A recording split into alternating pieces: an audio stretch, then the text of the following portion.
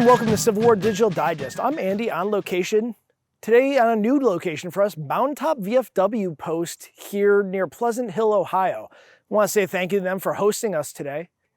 And I also want to say thank you to our patrons. As always, our coffee grinders, their financial contributions let us go on the road and get to tell stories in different places like here. Today we're going to do a book review about an interesting topic, something a little bit off of what we do normally. The book is called Faith of Our Fathers, and it's by Father Robert Miller. And it's a story about chaplains during the Civil War, but particularly Roman Catholic priests during the war. Now, me as a practicing Catholic and a service member, this is something I found really interesting, and it was intriguing to me the way that a lot of the same issues that I've seen with chaplains in the U.S. military today popped up during the Civil War.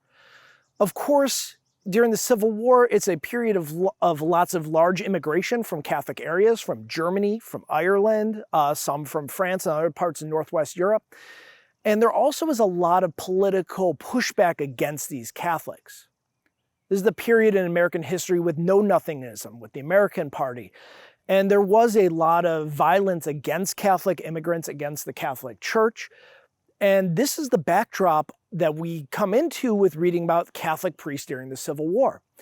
Now, in the U.S., the first actual chaplains in the U.S. Army to be Catholic weren't even until the Mexican War. And it's interesting the way that during the Mexican War, the lack of religious representation for Irish and German-American soldiers actually led to some of them deserting, led to the creation of the famous San Patricio Battalion that fought for the Mexican Army, and the religious strife in the U.S. Army was part of the reason why.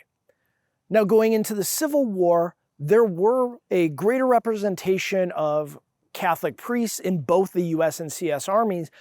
However, the number of Catholic priests to Catholic soldiers was much, much less than comparable Protestant soldiers to Protestant clergy.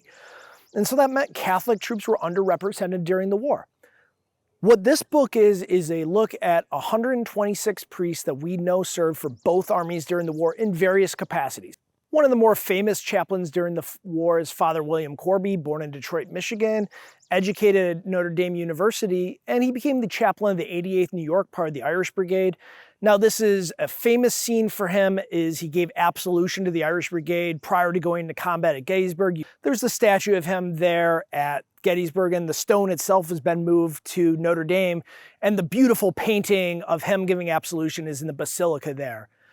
Some of the other stories, though, are also fascinating. Stories of men on both sides, and including one guy, Father Jeremiah Tressie, who actually was a chaplain in both armies. He started the war in Mobile, Alabama, served as a non-official chaplain to Confederate troops in the Mobile and Pensacola area before moving north in 1862, crossing the lines into Huntsville, Alabama, was occupied the Union.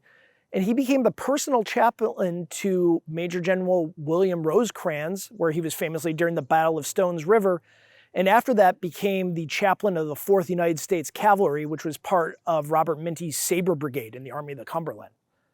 These are only a few of the fascinating stories in here. This book is not just the stories of some of the priests, but it discusses the larger framework in which they operated during the Civil War, the challenges they faced, what they had to do to religiously support the troops, and some of the other things that they did during the war. Chaplains are not just responsible for being there for religious instruction and support for the troops, but they offer a variety of other resources that chaplains today still do. I thought this was a fascinating read. I think it helps expand the idea of what other people in the Civil War are doing beyond the infantrymen. It's a niche topic, but it's something that's applicable for us as we study the war to understand everything that goes into an army, not just the soldiers on the battlefield. There is a paired documentary to this on the streaming platform HistoryFix of the same name, Faith of Our Fathers, still by Father Robert Miller, same research, and it pairs nicely with the book. If you get a chance, it'd be well worth your time to check out. I think that this book made some fascinating connections about the way that Catholic priests serve the religious needs, not just of Catholic soldiers, but soldiers of all denominations during their service in the war.